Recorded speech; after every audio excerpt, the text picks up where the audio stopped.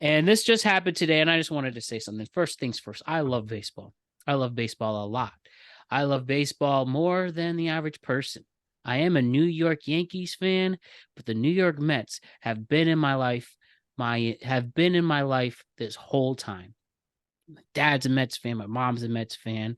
I interact with many Met fans. A lot of them, as the years have gone by, have pissed me off and annoyed me, especially when somebody named Steve Cohen buys the Mets about 4 or 5 years ago, and everybody was telling me, Uncle Stevie's beautiful money. Oh man, we are the cream of the crop. We're taking over the Yankees, and we are going to be the best thing in baseball. And what has that resulted in these last 5 years? It has lasted one playoff victory, true embarrassment all over.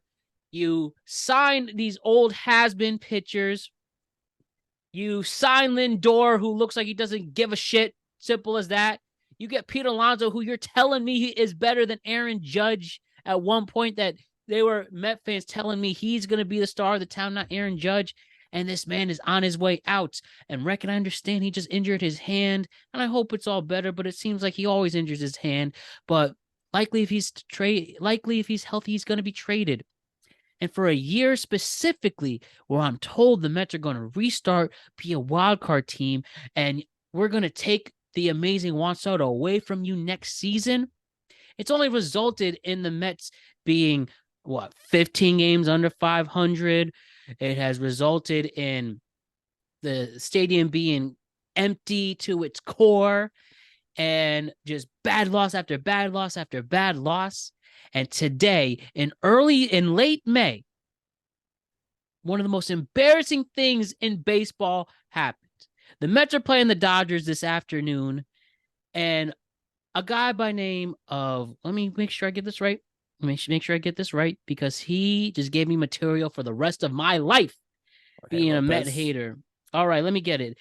The pitcher was Jorge Lopez. He's pitching. Mets are down bad against the Dodgers. He's arguing balls and strikes, which you're not supposed to do. It's an unwritten rule. Argues balls and strikes. He gets thrown out of the game. He's frustrated by Carla. He's frustrated, goes off the mound. Carlos Mendoza, who is this puny, just square baby of a manager, walks off. He's pissed off. He shows how much of a joke of a manager he is, and he can't control this ball club. And Jorge Lopez throws his glove into the stands. Throws it.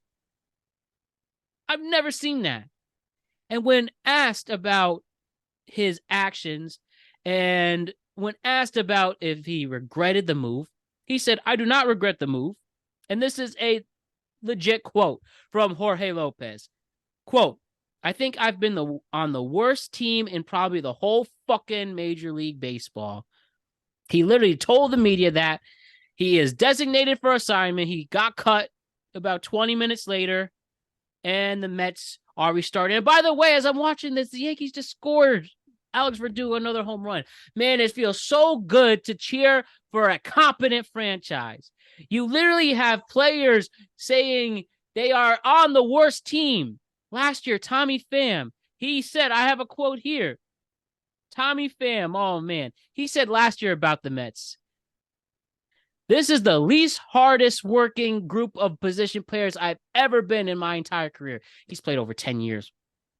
You have pitchers calling you terrible. You have fans calling you terrible. You have a fan base that looks like they are garbage and they are in shambles. And you're only giving me more material to make fun of this pathetic franchise that will truly never, ever in my entire life become cool and competent. Even in the World Series, they're going to somehow blow it. They blew it the last time in 2015, and they're going to do it again and again and again and again. And it truly shows that money can't buy happiness. Money can buy you things that will embarrass you, that will make you look like a fool. And it's about using your head, which clearly this owner doesn't do. I know you hired this David Stearns, who you might as well from the start get rid of everybody because you clearly need a rebuild. And yeah, You literally gave us an ultimate moment, Jorge Lopez. Thank you. Even if you somehow get on a major league roster again, thank you for giving me this moment to make fun of Met fans for the rest of my life. There is no chance in hell I will ever see the Mets win a World Series. I really thought by changing ownership they would, from an owner who literally got played like a fiddle by Bernie Madoff and losing a lot of his assets in that horrible scandal. And truly, you would think a new owner would save the team, and he's only made things worse. What a pathetic joke of a franchise. And Jorge Lopez, again, good luck to whatever you're doing, because it's going to be hard for you to get on a roster, but shit. When you We just should give him have, more credit, Matt. He's trilingual, English is a second language, but he threw some French in there for that one interview, let me tell you. Um, I'll say this. Everyone's being too hard on him. They're saying it was unsafe, that he threw the glove into the stands. But I'll be honest with you, the only place you're not going to hit a Mets fan is in the stands at Citi Field at this point. So I don't know how it could be considered unsafe. But obviously they had to cut him for all of the reasons we've discussed. But yeah, not a great season, not a great series of seasons, if we're being honest, for the Mets. But this one, the wheels have seemed to completely fall off. There's not even the facade of professional baseball team here anymore. It's not just even close. angry people standing in a diamond formation for 9 innings, waiting until they get to go home. Harrison Bader, who was the center fielder for the Mets, he was on the Yankees last year, when asked today, when asked who is the Mount Rushmore of New York baseball players, he named 4 Yankees. He wants his ass out of there. Oh my God. And I really, this, I don't, I really, it's weird. It's not that I hate the Mets per se. They're Make it a just, strong case that you do. I'm not gonna lie to you. well, They just don't it's, try. it's more like baffling. And it's really towards just the fan bases who are just so cocky about them taking over with Uncle Stevie's beautiful money, who wasn't able to keep track of some of his stockbrokers who were inside trading, and he had to pay a big fine to get himself out of jail. This is the guy who bought your team. And he literally, I think he promised a World Series within 5 years, and he's only gone backwards, and more backwards. That's true. He's gotten further away from that every season since And he it's bought just it. your fans. Like, I would have felt bad, Ryan. You're one of the few Met fans I feel bad for. I think you said you're going to the game to see them, Yeah, I'm seeing them next Tuesday. and luckily you're seeing him in DC, because you probably would have gotten a front row seat for $50 there. But you don't want to be in that. I have to admit, Citi Field is a great place to see a game and hang Oh out. So yeah, I won't City call Field's that a great. terrible. I won't call it a terrible stadium, because it's not. But man, just the vibe in that place, just seeing this the disgrace, and oh my God, Go today see I had to Zach see Brown that. band in City Field or something. Yeah, That's the time. That's how you should do it. it's a concert venue at City Yeah, Field now is. it's a concert venue.